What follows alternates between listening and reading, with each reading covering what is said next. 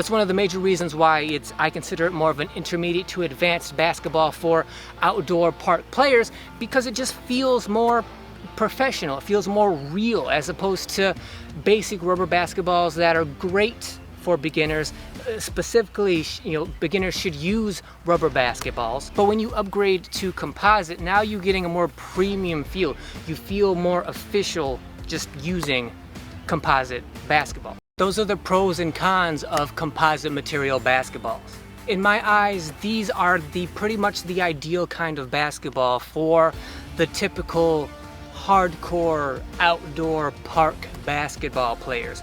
Once you become intermediate, once you become advanced, you should definitely upgrade to composite. I still stick to my opinion that there's a process, there's like an official process and hierarchy to learning basketball and developing your game, which is when you're a beginner, definitely should start out with rubber.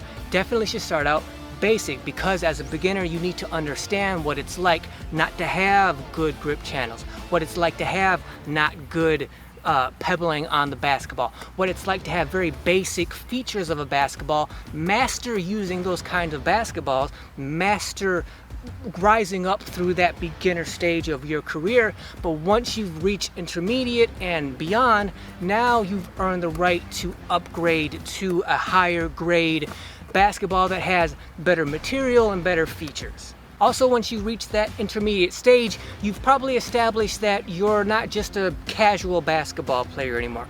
You take this pretty seriously, which means if you do have to replace basketballs and spend that money, you are very comfortable doing so because of how seriously and how passionate you are about putting in that much, wear and tear and money into this hobby or passion. The only problem with that being is that you're gonna have to experiment, right? You're gonna have to find out what kind of composite basketball fits you best. Do you like really indoor leather feeling kind of official indoor leather basketballs, or do you prefer outdoor rubber feeling basketballs that have the features of a leather basketball? And then you're gonna have to find out where you are on that spectrum, and then you're gonna have to go to the store, feel the balls.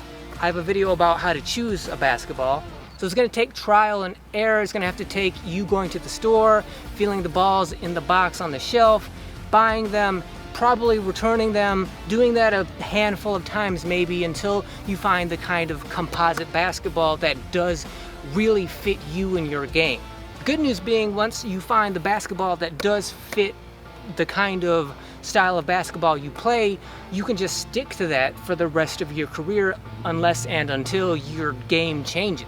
The only other real problem and con about nowadays for composite basketballs is there is no real king standard forever, top of the hill composite basketball. With leather basketballs, you can say the official NBA basketball of the of the current era is the best leather indoor basketball, or the standard is the Wilson Evolution leather basketballs are the standard for indoor leather basketballs. There's really no king, no standard for composite leather basketballs,